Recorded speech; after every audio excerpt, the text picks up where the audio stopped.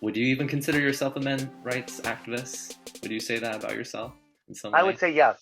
Yeah, Yes. I yeah. don't think I started out being a men's rights activist. I was Hmm. more of an LGBT, Right, and then right. it turned into that. Yes. Yeah. Through what experiences? I mean, obviously clinical.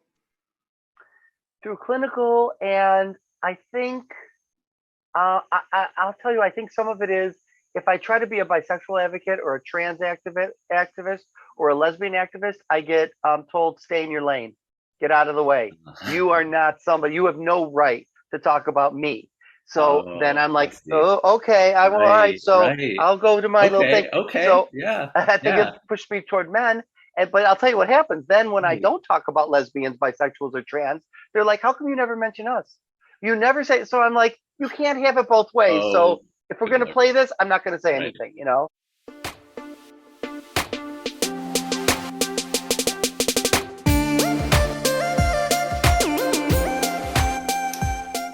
Hello, boys and girls, and sexually ambiguous peoples. I am doing this great podcast interview today with a very, very interesting, sophisticated, and sexy sexologist.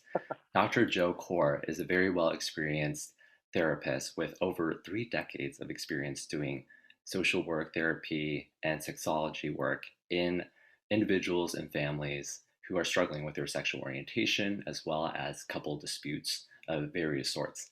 As we'll see in their book, Is My Husband Gay, Straight, or Bi? This book has detailed many different instances of couples and individuals who have questioned their own sexuality, primarily men, who have come to Dr. Kort's uh, office asking about, am I gay? Am I bi? Based on their sexual preferences and behaviors that seem to elude a homosexual orientation. Or is it? Many women will be interested to hear from his book. It gives a lot of great research on psychological different anomalies and sexual different types of particularities that we don't often see in mainstream culture or even in the media. So today, Dr. Joe Kort, he has so much experience working not only with families and individuals, but he does workshops and works with groups, talks all over the nation. His work is also part of the Modern Sex Therapy Institutes, which is a position that he's held as the co-director for a number of years. And he was one of the first openly gay men, I hear, as a therapist in the US. No, I was one of the first to. Um, I don't know if it's the U.S. In Michigan. It was like it was the Oh, '90s. It was not popular to do. Let's oh, just say that. gotcha. Well, Yeah. still mind-boggling stuff. He has done really, really extensive work in the field of therapy, and still being open at that time in the 90s was not an easy thing to do. No. Right. Right. So thank you so much, Joe Kort, for joining us. Is it okay if Yes. I call you Joe for the rest of the Yes. interview? Yeah? Totally great, John. Thank you. Yes. Perfect. Perfect. I consider my first name basis relationships friends. So you're a friend. Welcome so much to this interview and the podcast. Thanks for having me. Yes, yes. And let me bring up a very, very contentious point. So you have a TikTok. You're very savvy, aren't you? Well, my social media team was the one in December said before December of 2020 said you should do this, Yes. and Yeah. I'm a little savvy, but not really, and so I would have never thought of TikTok. I really didn't know Right. what it was, and I fell in love with it. Right. Well, your team is brilliant because TikTok is really the best technology right now to be able to spread information and get an Yeah, audience, a wide audience, especially young folks. Now, yeah. you've had an encounter though with Candace Owens of all people. So, for those who don't know who Candace Owens is, she's a Black conservative and has a lot of sometimes contentious topics that brings up in politics, race issues, and a varying degree and buffet of very provocative ideas, we'll say at the very least. And she brought up the fact that there are these people, including yourself on TikTok, who have talked about sex and gender, and you believe, in non-binary, you believe in trans, and you yourself only said that there are straight men out there that have sex with other men.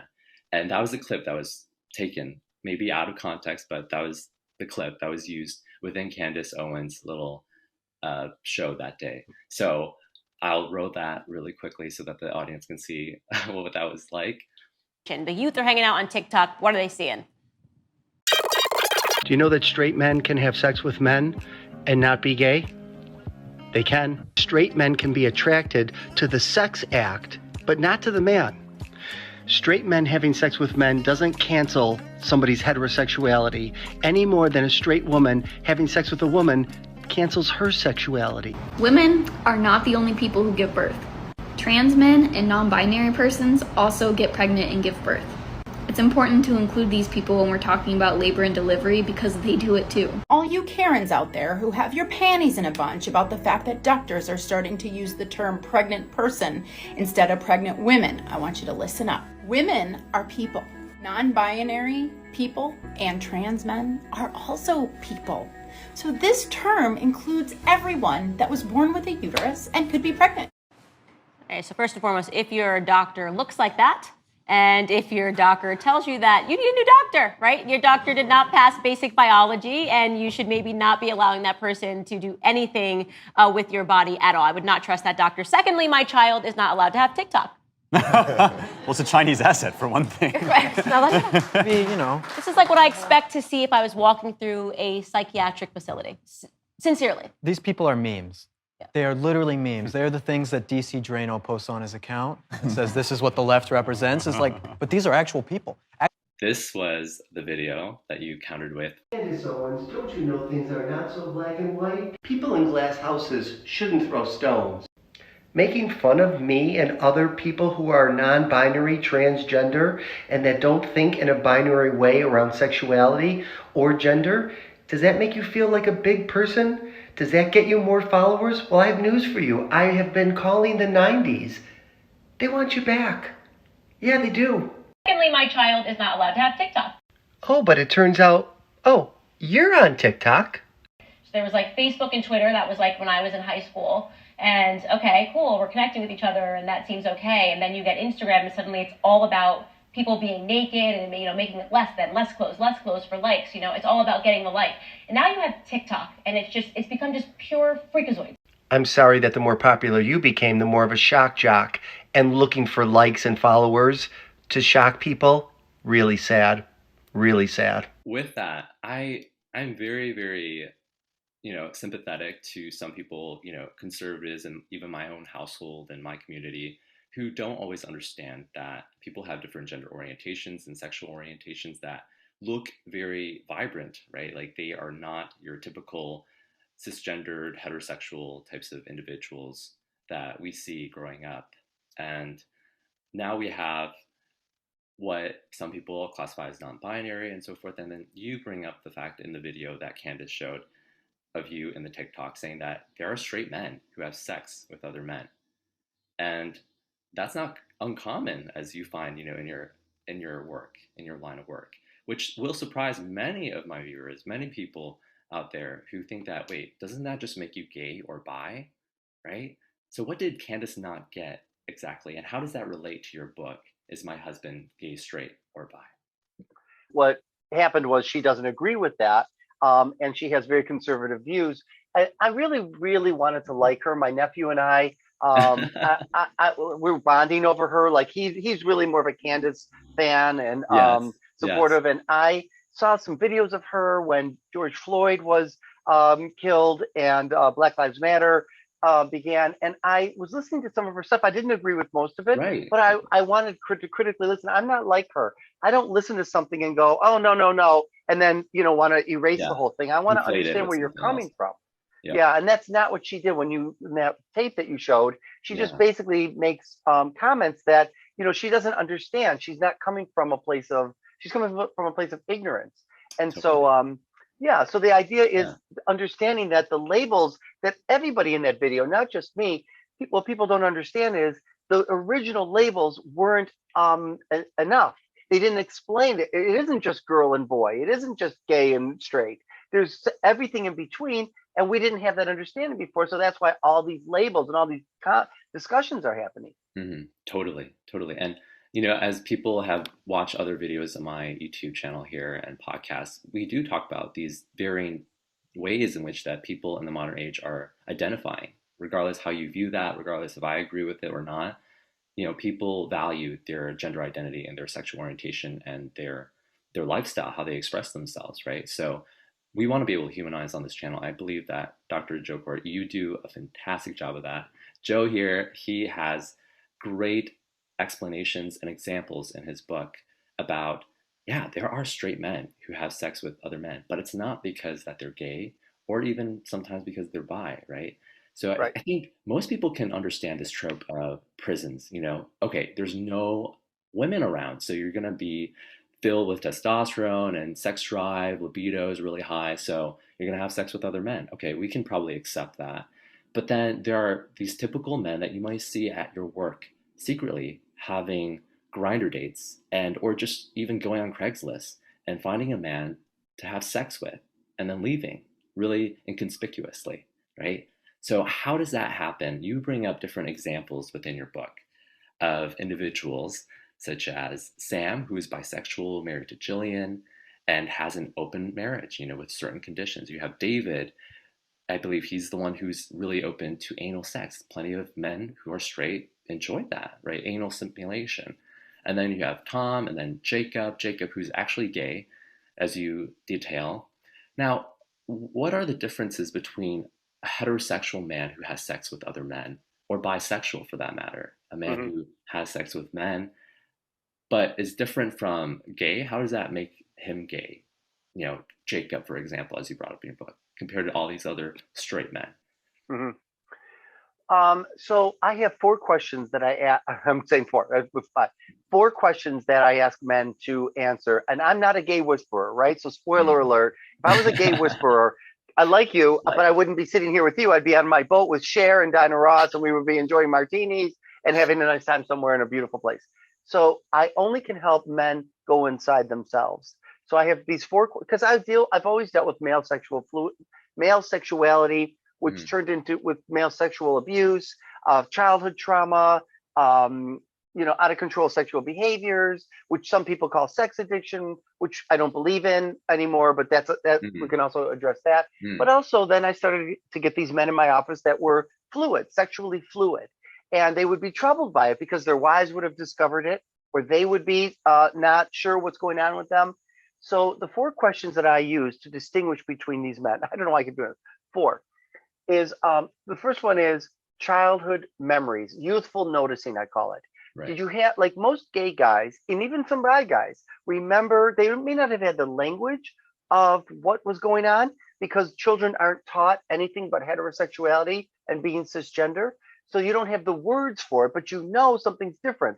You're crushing on some other boy in your class. You're in the showers and you're noticing other body parts, and you're turned on and you're aroused. Straight men who have sex with men as adults don't have any of that. There's no crushing on boys. They may have experimented with other boys, but it wasn't erotic in the same way that it would be erotic for a gay or bisexual, like a circle jerk kind of thing, or sleepovers where you're touching, and boys do that all the time. Girls do it too. Right. Gay boys and bi boys look forward to the next time. The straight boy's like, yeah, that was curious, that was interesting, but he's not necessarily looking forward to it. So that's the first one. The second one is homophobia. The straight guys that have sex with men that come to my office have no homophobia. They're actually holding my books, saying to me, if I'm gay, help me be gay. I have read every single word of your books, and I don't feel like I'm actually gay. I do feel like I know that I'm having sex with men, but it doesn't feel like it's that.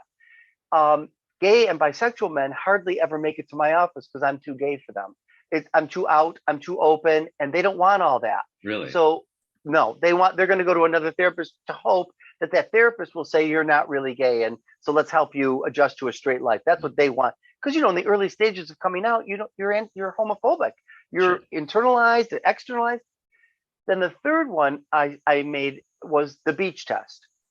When you're on the beach, where do your eyes go? Where does your sexual longings go? Like for me as a gay guy, no offense to any woman, but women are in my way on the beach. I'm looking at the men, and the women are like, they're irritating to me, right? So a straight guy on a beach is looking at the women. He's not looking at the guys.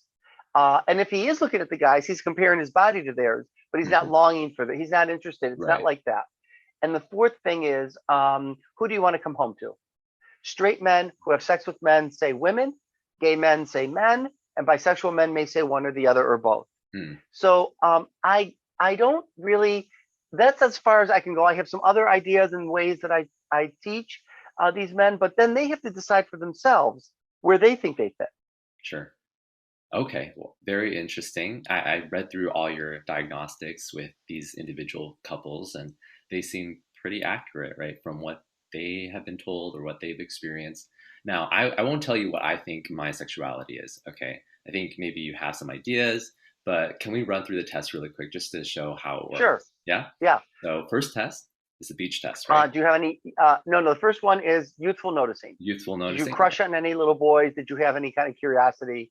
No, no. So until puberty, that's when I really started like being attracted to other guys. Now I've heard from other like male friends of mine, that's when, and even like older gay friends of mine, right, who started noticing other guys really around puberty. So I didn't notice other boys until then. It was just kind of like they're a friend. Like I wouldn't think otherwise, I guess. Yeah. Okay, and then it wasn't until puberty that what? That I started noticing having sexual or at least romantic types of inclinations toward other guys. I'm like, wow, I wouldn't mind, like maybe dating them or like being with a man one day. Now, see, that would still apply because that you're still in your youth. That's youthful I'll noticing. still be youth. Okay. Oh yeah, your teenage years for sure. And these guys that come in that are straight, even in their teenage years, nothing. Ah, wow. Okay, interesting. All right. Yeah. Then second test. I'm glad we did this. Then Yeah. the second one is homophobia. Homophobia. When you're first coming out. I remember distinctly two instances where I had a friend, she's a girl, and I went to Detroit, and I remember going to the mall, and I went to Abercrombie and Fitch store, and sometimes there's a bunch of gay guys, like gay guy galore, because there's like hunks on the walls and so forth that you can just stare at all day while you're working, and you're doing stuff with clothes, like gay guys, clothes, hunks on the wall. Makes sense, right? And I never really met an out gay guy, so when I first met them, I was like, it's strange, like I don't have animus for anyone, so I'm pretty like even keel, calm, well mannered, and respectful towards people. But I remember, I think most homophobic thing, if you can even consider it as such, is like I didn't know what the socially right thing to do or say was. So when I said like, oh, I like met these gay guys at the mall, and I said it. I remember I said it in such a like curious, but almost like not offensive, but kind of like bizarre tone. Like I was bewildered, like never really met a gay person in live person. And then there was another time where, somebody who was gay, like messaged me on Facebook or friend requested me. I'm like, oh, what do I do about that? Like they're gay, So I think that was probably, if I'm being honest, like those were probably some of the instances where I felt like, that's where I came from. Maybe not like fully accepting is better than homophobia, but I didn't know anyone who was gay. And the first time that I met someone, I was like, what is this? Yeah. That makes sense. Right. That? Yeah. Yeah. So I think that's more than what any straight guy would ever say. Straight guys in here will say they never had any of that. They were never against it. They might have had a minute of it in puberty, which a lot of boys do, but right. it wasn't a problem for them. And when they come into my office, and really it's more now, it's really not about in their past so much. It's the homophobia that the guys have that are gay and bisexual is that they're coming. The reason they have it is because they're coming out, where the straight guys aren't coming out about anything other than their sexual behaviors. Gotcha. Would you say like a little bit homophobic then, probably? Back then, but not now, right? Yeah. I don't. It would only be, homophobia. This is really good. I've never thought about this. It's really the homophobia would be right now as we're in an exchange, not in the past. Mm-hmm. Oh, I see. Yeah, no, I don't think so. Okay. Yeah. Yeah. Now, I've always wondered this, but there's like heterosexual individuals, they don't want to be with a guy. That doesn't make them homophobic though. Like what happened if a guy like gets their arm rubbed against a gay guy, like, but then he feels really uncomfortable about that. Like I think that's normal. That's homophobic. No? Yeah. Yeah, no, I think that's crazy. When women come on to me or start flirting with me, I'm flattered. But if she gets to starts touching me, I'm uncomfortable. Does that mean I'm heterophobic? No. It means I'm uncomfortable because I'm not into women. Now, do you think that's a thing, heterophobic? Oh, yeah. I do. Well, I think there's hetero. I don't know if you would call phobic, but I think there's a lot of LGBT people that are anti-heterosexual. Yeah. Yes. Yeah. I think there's a valid case for that, for sure. Yeah. All right. Well, third test. What is the next one for me? That's the beach test. What do you do on the beach? Okay. I look at both, honestly, but more, I would say if I ratio down to men to women, I would say maybe 1 to 2 or 1 to 3. So Oh, one being women and then 3 men. oh, okay. Yeah, yeah. What does one mean? One is like the Kinsey One. scale one? Oh, so like a population of 100 people, and then breaking it Oh, down to a ratio of, oh, it's like a third of the people that I'm looking at is women, and then 2/3 is men. oh, I got it. Okay. All Yeah. right. Um, and then the last one is, who do you want to come home to? Who do you want to spend time with, wake up next to? I don't know if this is cultural or because of my faith, as a Christian, but having religion around and having, socialization growing up, like you see your parents. And I think generally I see a woman, but I think there's this feeling of weirdness, I would say. Like if I saw a man in my bed, I would think like that's my friend or my brother. Like Hmm. that's initially it would feel like that. So again, like, would I want to have sexual relations or intimacy with a men? Like, yeah, there are definitely cases where I have, like, plenty all day. Like there are plenty of Hmm. times where it's like that. But then it's a little bit awkward where if someone like woke up next to me, I just never had it happen. So Yeah. can I really know? Well, more means, who do you want to who do you want to spend your life with? Right, Do you see when you wake up to a man, like I wake up next to my husband, right? So now right. that I want to live a gay life, being with a man and going out and buying a house together and having our life. That's Yeah. what it means, waking up next to the I think person. a Would you woman. want Yeah, a I woman? definitely. Okay. Yeah, I see myself like if I'm buying a house together, if I'm at dinner, I see a woman. Yeah, Okay. yeah, yeah. Now, how do you? Can I ask how do you self-identify? So I identify as a Kinsey 4. So for those who don't know, it's basically 3 is bisexual, correct? And Hmm. then 4 is closer to homosexual, and then 1 is closer to completely heterosexual, 0. Yes. Yeah, Yes. Okay. Right. That's how you sound to me. But yeah. see, and I Okay. might tell a client, I might have said that if you said, well, what do you think I am? I might have said you sound like you might be on the bisexual spectrum, but I don't know. You tell Right, me what you right. think. Right. Okay, okay. Great. Well, I hope that just didn't validate what you thought, and having explicitly said that, hopefully, it does help the viewers see that these tests do reveal something about us, right? Like it is part of our nature as well as our behavioral patterns to be able to dissect. Like, oh, this is my sexuality. Like, I notice these people more, or I want to be this person or be with this person in the future. And yeah, very, very well explained. Thank you so much for trying that on me. I thought that Yeah. was pretty fun. Definitely trying to like grapple with like, how do you fall in line with like straight, bisexual, gay? And there's that fluidity that you talk about, right, in Right. your book. Now, speaking of fluidity, um, when we look at these measures, we think about attraction, orientation, and identity. So, how do you view the differences between, say, attraction, orientation? Because I've used those words, people have used those words, and then identity, like you self identify as. Like, Yeah. it seems like in your book, when you write about it, identity is your core self, like you're gay or straight or bisexual for that matter, whatever variation of bisexual.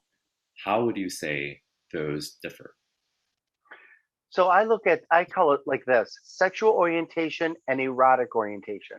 Your sexual orientation is to whom you're attracted, men, women, both, a blend of both, neither, that whole spectrum. Right. So that's from that, then you decide how you self-identify. But your erotic orientation are the things that are erotic and turn you on. Your fantasies, role plays, sexual positions. And so sometimes we might be gay, but we think about people of another gender because it's erotic for us, but it Hmm. has nothing to do with our sexual orientation. Just like straight men who have sex with men, it's part of their erotic interest, but it has nothing to do with their sexual identity or their orientation. So I've had women, lesbians actually, Yeah. who have rape fantasies of straight men raping them, right? Hmm. They've never had it happen to them. They never want it to happen to them. They're not even interested in men. But this wildly turns them on and brings them to orgasm, one of their go-to fantasies. Hmm. This doesn't make them not lesbian. It doesn't make them bisexual. It makes Right. them lesbians with Right. rape fantasies that include straight men. Yeah, that's fascinating.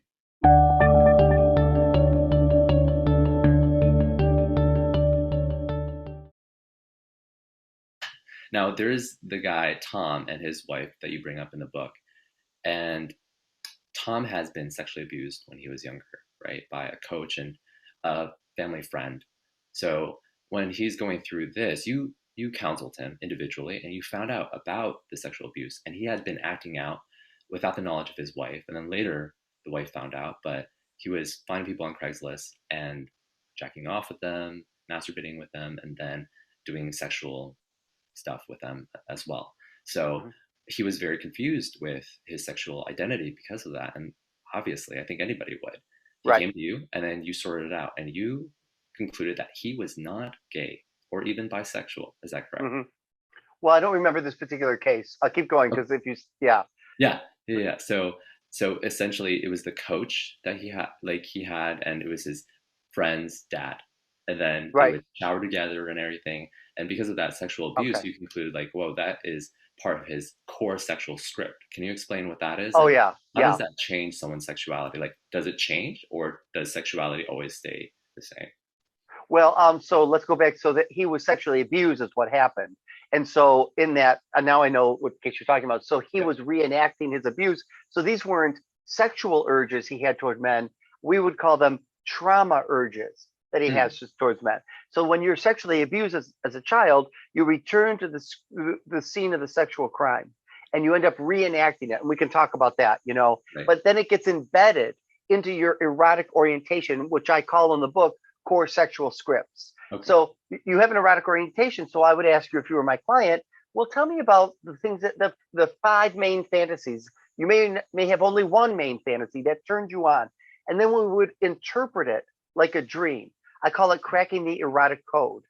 So I'd have a whole chapter on this, which I think is fascinating. I've learned this as a sex therapist, where things happen to you in childhood, and Right. then they get eroticized, and then they Right. become turn-ons later in adulthood. That's what it is. And you bring up another example of a man with his wife. Essentially, he would go on these blind sex dates, right, where it'd be very anonymous. He would find people on Craigslist, and then this couple would act out basically a very dominating type of hierarchical sex scene. Basically, the wife would make this man watch them have sex. It's called cuckolding, as you use Right. in the book, right? So cuckolding, for those who don't know, a pair would bring in another guest, a man or another woman for that matter. It seems like, for our case, a man. And then he would be made and be really belittled, bullied in the sense, like you're nothing. And he enjoys that. He enjoys the humiliating effect of that type of belittlement. And then the couple would have sex in front of them. So this sounds very bizarre to a lot of people. I never knew about that type of sexual behavior, but what brought on that type of sexual fantasy, that desire in the very first We don't place? always know, and not everything can be cracked in terms of Yeah. the erotic code. Like I had a guy on my podcast that I do, and he was my very first podcast, and he was a roper. In other words, he liked tying women up and controlling them, and rope was a turn on to him. And he doesn't have any bad memories in his childhood, except he remembers when he was a Cub Scout learning to tie knots, he had an erection. And he remembers how turned on it was. So he discovered he was into ropes just by playing with knots as a child. But Right. sometimes things happen in childhood, and then that becomes erotic later on in life. So we don't always know why. So I kind of get away from the idea. People think if you're not having heteronormative penis and vagina sex, then and it's transactional, or it's kinky, or it's fetish, then something must have happened to you. And people do that because their bias is there's a normal way to have sex. And when you stray from the normal way, which is not fair, nor is it true, because normal is different for everybody, then something must have happened to you that contributed to that. Something happened to all of us, and things get eroticized for all of us. But cuckolding can come from stuff. I mean, I've had clients where they remember their parents having sex in the bedroom next to them and asking them to stop, and they wouldn't. Or they were cheated on. there was an infidelity in the relationship, and then now the cheating had became eroticized. It was so painful to hear about it in their parents or have it happen to them, and now they develop this cuckolding fantasy. Incredible. So it could be anything really that they turn into a script within their own, right? The core. Right, your mind. The mind is so powerful, and Right. sometimes it's just fun. It's like, oh, in doing this, I get to share my wife or my partner, and and being humiliated might be erotic for them. So there's so many different ways that people get aroused and get off. Right, right. Yeah, well, some people are going to be like, "This is batshit crazy," like what are we supposed to make sense of that? But for a lot of people, it's hard to make sense of something that they feel shameful for, and you help them through that. You allow them to, grieve or mourn their tragedy, their trauma, or if there's something that's just benign that caused them to act out sexually in these ways, because you believe that whether it's BDSM, right? I'm talking about Rihanna here, chains and whips. I like it. Yeah, right. We're talking about people who like bondage, people who like being spat on and spanked and so forth like that. It doesn't always have a catalyst that we can see clearly. It's just somehow innately built into them in some Right. sense, right? Or they Right. they just fell upon it. Right. It's something about it that's erotic for them. Some people, the whole spitting on people or peeing on people, golden showers. Right. We're especially guys are taught, don't spit. Don't, be careful where you pee. Did you pee in the bowl or did you pee on the toilet? All these things. There's so many messages and so much anxiety growing up Right. that things just get embedded. And fun things too. Like I had a client who could see his sister get changing and he would masturbate to watching her change. A lot of kids do this. Oh, wow. Heterosexual boys watch their mothers and sisters. Gay boys and gay boys watch their dads and brothers. Right. And so when he was watching her, she was a teenager, so she had a full hairy bush down, by her genitals, obviously. And so then that became his erotic template. So his core sexual script must include women who were fully unshaven. That was his turn on. So that wasn't a bad thing that happened. He just was peeking on his sister, and that's what he saw. Right. So what you're telling me here, and for the audience, core sexual script, right? This is something that we may not know. There's a black box, and we may not know the factors that goes in the black box and creates this type of sexual behavior, right? But we know that that's different from identity. So someone who's gay, just because a straight guy has these types of fantasies or they are into BDSM or anal sex or whatever it may be, that isn't of itself an identity. So that's what a big takeaway seems like for me here is in reading your book. Now, how would you differentiate someone who is heterofluid, as you say? And can you be like, you can also be homofluid, right? Obviously. Oh, God, yes. Yeah. So what's the difference between that and bisexuality? And then also, do they have core sexual scripts? Like, I'm guessing they can, they can't. I would say everybody does. Everybody does, yeah. No matter what you identify as, yes. And Right. the difference between, and I get this asked a lot because I get accused of being a bi-erasure, which is just infuriating to me because I absolutely know. I do not see that. Oh my God, you have to read the comment section. It's been going on forever since that, because people think when I talk about the fluidity that I'm erasing bisexuality. But what they don't understand is that even bisexuals can be fluid. Fluidity is not an orientation. And all over TikTok, these comments are like, well, you could be, your fluidity is its own orientation. No, it's not. No, it's you have an orientation and then it can be fluid is how it works. So a bisexual person has attraction to multiple genders and it's remains intact over time. And and when you're on the beach, you're looking at multiple men, multiple women in different ways, multiple people. Whereas a fluid person, it's random, it's context specific, it's episodic. I'm not on a beach looking at, if I'm, let's say, straight, I'm not looking at other men, but at some point in my life, a man walks into my life and I have the capacity to be sexual with this man in this time, in this place, for whatever reason. But if then I leave this man and I go to the airport, I'm not looking at men all over the place. That's not how that works. A bisexual would have sex with that man and then go to the airport and find a bunch of other men attractive too. Then let's talk about the case of the bisexual that you brought up. So you talk about Sam and Jillian. So this couple, Sam is really kind of hung over this idea that he could be bisexual, but he doesn't have the chance to try things out because he's in a committed relationship with Jillian. They're married. So regardless, if there are wives and girlfriends watching, like you're wondering, oh, is my husband bisexual or not? Like that's something that you have to give them to figure out too, right? So it seems like if there's a professional with these different types of tests, if they're willing to be honest and answer it themselves, like maybe they'll be able to go through those 4 tests and see for themselves, am I more bisexual than homosexual or heterosexual? And for Sam, it seems like he didn't have a chance to express his sexuality. So that's the epistemological question of like, how do you know, right? Based off of no experience, the test alone, can they like, I mean, I'm not confident. I don't know if you would say you're confident that the tests in themselves will prove one's sexual identity. Like, can we ever know? Because sexuality, as you admit, and even the APA says, right, develops over time based on history as well. So what would you say with Sam? Like, was his bisexuality somewhat a byproduct even of his experiences with other men? Because he did go on to have sex with other men with the consent of his wife.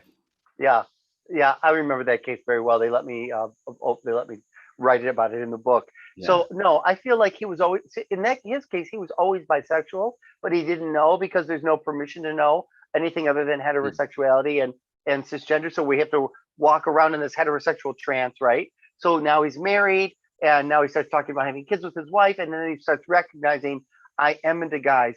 And a lot of people are like, well, how did he not know? He knew he was attracted to guys. He didn't know that he was bisexual.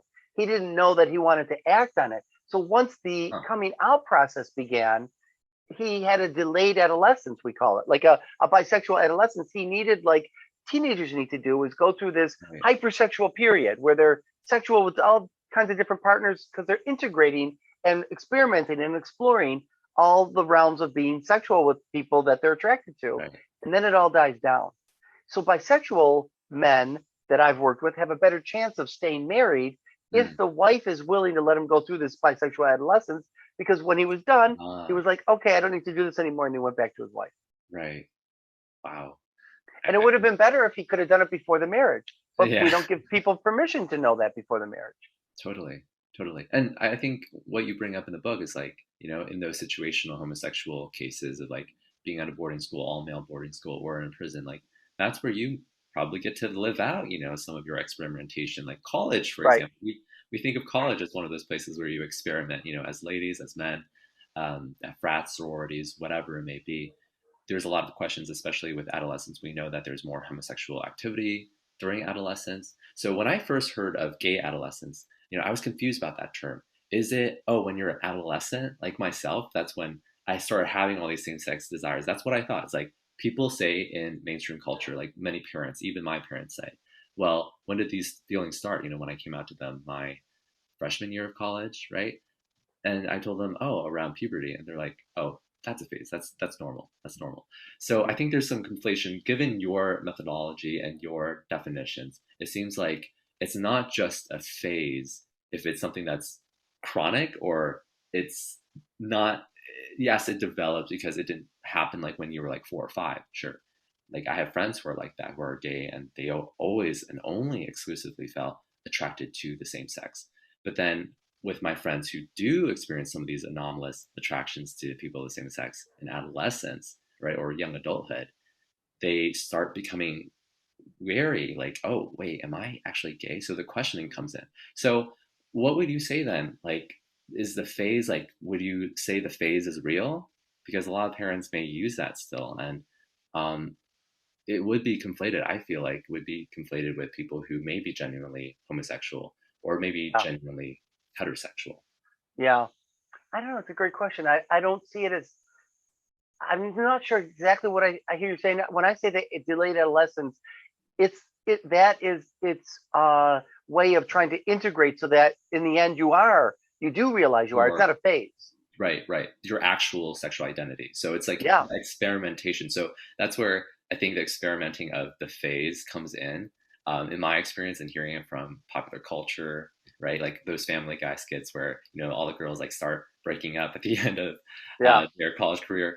Like we have places, only certain spaces, right? Boys' locker rooms for that matter, right, where we can express our more feminine or more same-sex sexual experimentation or gender experimentation, right? And Yes.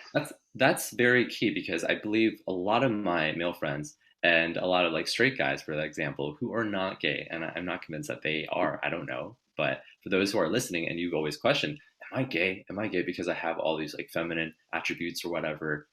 I think there is a sissy phobia, which Dr. Michael J. Bailey uses, right? Which kind of is similar to homophobia in that they aren't hateful of people who have a sexual identity as gay, but rather the behaviors that are feminine. They don't know what to do with it. And so they Yeah. kind of avoid that. I don't know if they're the same thing. Maybe they overlap in many ways. But man crushes, metrosexuals, and bromance, you talk about that. Like, what's the difference between that? And these are straight people who experience this?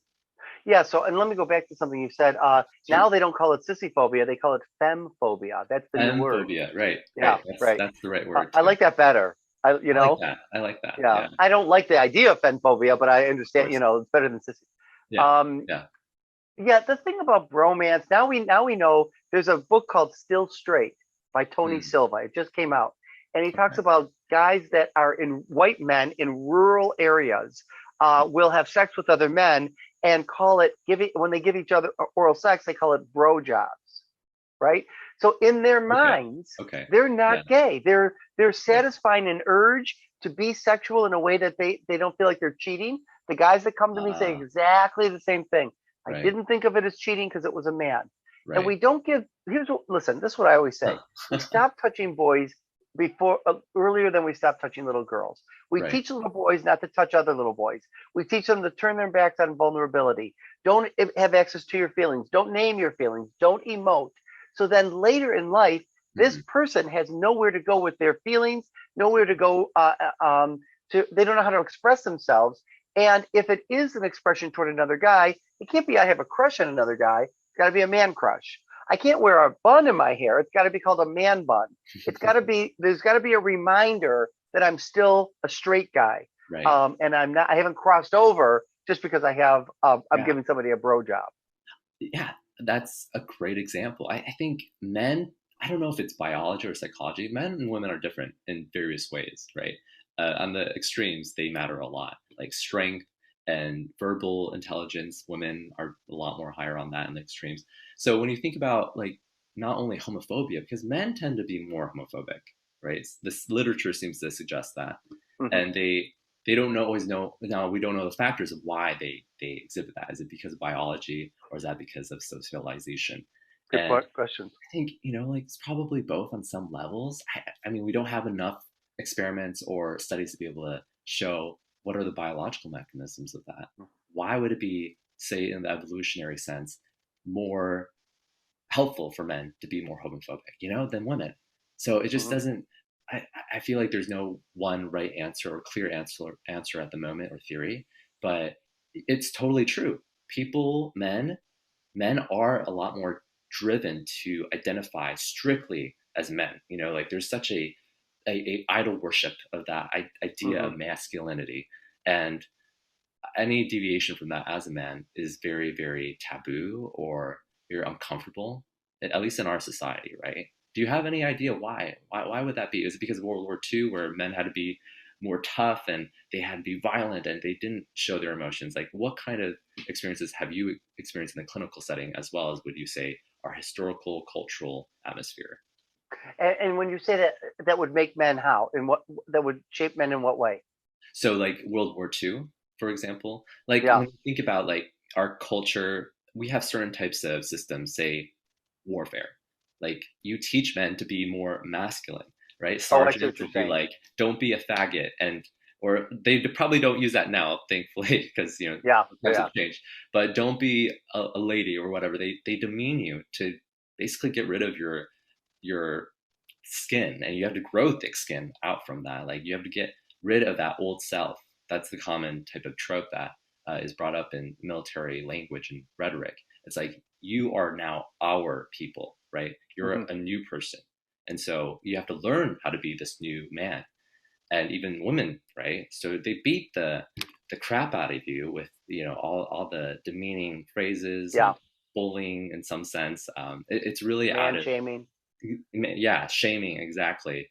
And so that's another experience, I would say. That's another space where men have to experience the brutalities of what real manhood is, right? Like real, visceral, stoic manhood looks like. It's an Yes. idealization. So I think it goes back to what I said, that so we stop touching boys, all that stuff. So we shame them and teach them out of any kind of emotionality, any kind of whatever femininity that he might show that we call femininity. So then men only have 4 ways to express themselves: violence, war, sports, work, and sex. And so then people shame him for this. Like, how come Right, that's the only way you know where to put your emotions? Because that's what we teach little boys. right, And right. we only teach males that they can express themselves through masculine vehicles. That's the only way. I see. Yeah, I think there's a lot of validity to that. I see that in my own life. I see that in the mainstream culture.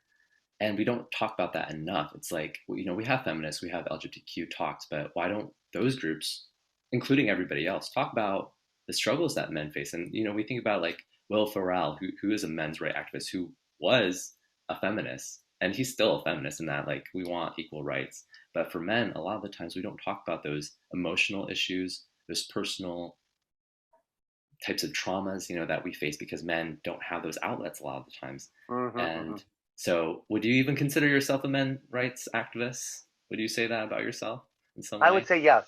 Yeah. Yes. I Yeah. don't think I started out being a men's rights activist. I was Mhm. more of an LGBT, Right. and then Right. it turned into that. Yes. Yeah. Through what experiences? I mean, obviously clinical. Through clinical, and I think I'll tell you, I think some of it is, if I try to be a bisexual advocate or a trans activist or a lesbian activist, I get told, stay in your lane, get out of the way. You are not somebody, you have no right to talk about me. So then Oh, I'm I like, see. oh, okay, I'm all right. Right. So Right. I'll go to my little thing. Okay. Okay. So Yeah. I think it Yeah. pushed me toward men. But I'll tell you what happens then when I Right. don't talk about lesbians, bisexuals, or trans. They're like, how come you never mention us? You never say. So I'm like, you can't have it both ways. Oh, So if we're good going to Lord. play this, I'm not going to say Right. anything, Yeah. I mean, I would love to be an activist for everybody, but I do understand what Yeah. they're saying. In all serious, Yeah. I know more about being a man because I'm a man, right? So it makes Totally. sense. Totally. Yeah. I can see you and Candace being friends. I honestly do. I believe if you didn't meet in those terms on TikTok, because TikTok social Yeah, media honestly kind of just blows things up. And yeah, there's a lot of conflation with like, oh, because he's a gay man, he's obviously with these people, the non-binary, genderless people, right? And there's these stigmas. Like every society will have to contend with these stigmas because we have groups that we don't associate with. And there's certain types of behaviors that don't fit within our political, religious framework. But honestly, from what I've seen in your work, like both of you are very critical in your thoughts. You're open. I think given the spotlight, sometimes Candace can be a little bit more like, "This is what I know. I'm just going to stick with it." yeah. I was going to say, I don't see her as Right, being so critical. right, right, right, right. I would like But her to I think be. she's right. I think she's been like critical before this turns into Candace rant. But before that happens, Candace, I have seen how she's spoken up as a Black conservative, and we don't get a lot of those types of voices. I have Black No. friends who are conservative, but they've always like voted Democrat, and they feel like, wait, because I'm a Christian, because I'm Black, but Blacks in my family and household have been predominantly Democratic, throughout the years. So that type of identity issue and crises, we see that throughout our political landscape. And being gay and Christian, myself, like having same-sex attractions, like regardless what you identify as, like bisexual, straight, and Christian, I think those identities don't always mesh really well. And I'm just super grateful for your work here in Is My Husband Gay, Straight, or Bi? Because it does teach us that no one man has the same category of what, say, straight or bi or gay is, right? No one has a monopoly on that. Everybody's individual develops differently, as you've shown through the various examples, Tom, Sam, Adam, and others. I loved this talk so much because you are not afraid to get into it. You're not afraid to get down and dirty into these subject matters, and they matter, right? Every person knows that sex matters, right? Religious people know that. Gosh, prohibitions about sex, abortion, all that. Yeah. Politics these days, oh yeah, sex has always been the rave. And I love that you come with such an open attitude to learning more and being able to discuss things that aren't popular, whether it's for the LGBTQ folks that aren't congruent with their ideologies Mhm. or those who are conservative evangelicals. Joe, is there anything that you're doing new these days? What are you trying to get out there, projects and so forth that is coming up? What do you care to share? What am I doing? So I've been very involved with Modern Sex Therapy Institutes, helping master's level therapists get their PhDs and certifications Nice. in sex therapy. I love doing that. I love help. I love training. I like, and I learn from them. You know, I've learned about social justice. I've Right. learned about lots of stuff. So Hmm. that's exciting. And the TikTok's still exciting for me. It'll be a year in December. I love it. I just feel like, here's what I love about it. On my Instagram, I don't have high numbers anywhere except for TikTok. But on Instagram or on Twitter, you know, people agree with me. They are following me because they're like, yeah, I understand you and I want to learn more.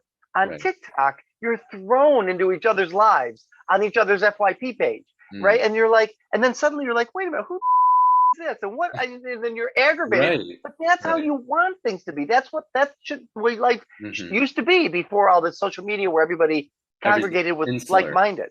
Yeah. Yes. Yeah. Yes. So I love that they do that. And then we can have discourse. And I don't Exactly. mind discourse. I do mind when people attack me. And what people do is they'll attack me, demand I take a video down and I block them. And then Hmm. they make a video about me and they say, Joe Kort wasn't open to talking.